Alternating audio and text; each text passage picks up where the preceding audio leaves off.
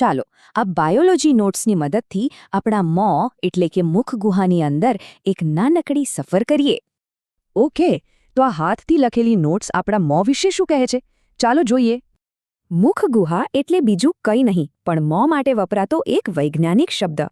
અહીંથી જ આપણી ટૂર શરૂ થાય છે. તો સૌથી પહેલા વાત કરીએ દાંતની. આ નોટ્સ કહે છે કે આપણા દાંત થેકોડોન્ટ હોય છે. પણ એનો મતલબ શું? એનો સીધો મતલબ છે કે દરેક દાંત જડબાના હાડકામાં બનેલા ખાડામાં મજબૂતીથી ગોઠવાયેલો હોય છે. આટલું જ નહીં, સસ્તન પ્રાણીઓમાં જીવનમાં 2 વાર દાંત આવે છે. આને કહેવાય ડાયફાયોડોન્ટ. પહેલાં આવે દૂધિયા દાંત અને પછી એની જગ્યાએ આવે કાયમી દાંત. બસ આટલું જ. ના, બિલકુલ નહીં. હકીકતમાં આપણા મોંમાં 4 અલગ-અલગ પ્રકારના દાંત હોય છે જેને હેટેરોડોન્ટ કહેવાય છે. આ છે છેદક, રાક્ષી, અગ્રદાઢ અને દાઢ. દરેકની સંખ્યા અને કામ અલગ અલગ હોય છે. તો આ ક્રમ બહુ જ મહત્વનો છે.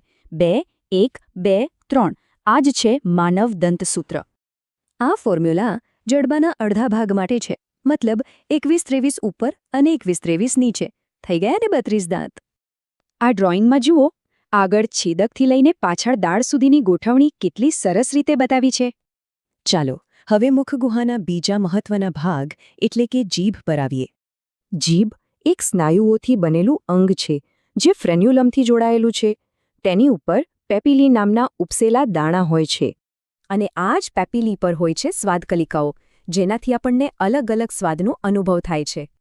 તો જોયું ને, થેકોડો દાંતથી માંડીને સ્નાયુબદ્ધ જીભ સુધી મુખગુહા એક આખી સિસ્ટમ છે.